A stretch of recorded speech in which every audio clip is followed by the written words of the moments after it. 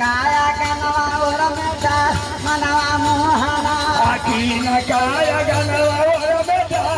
मन मोहना अरे की न काया गनवा लोगिया धोना बगिया मन मोहना लागिया खाना बगिया मनवा मोहना लावण्या धोना बगिया मनवा मोहना लागिया खाना बगिया मनवा मोहना की न काया गनवा और मेटा मनवा मोहना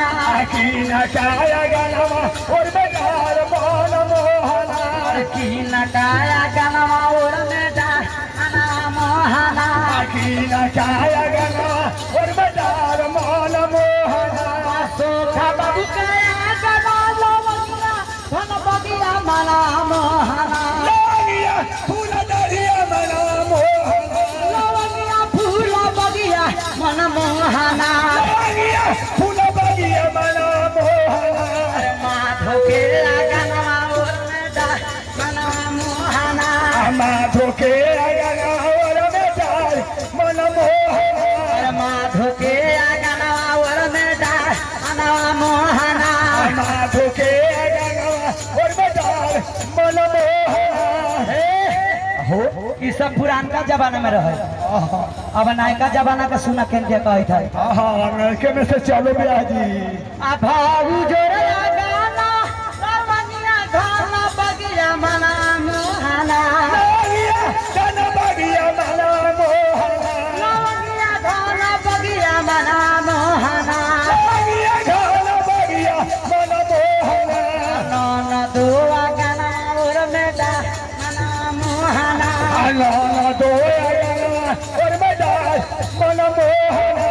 नौन दुआ गाना और मेटा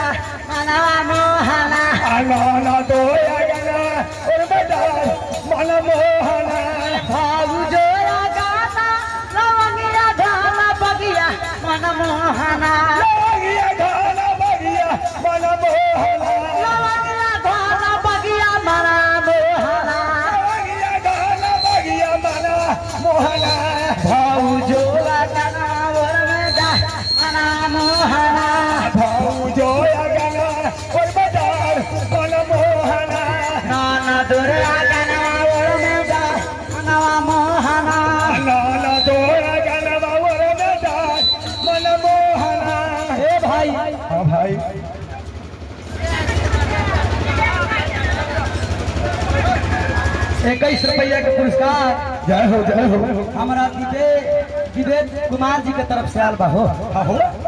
हे बाबू सोखा महाराज अहो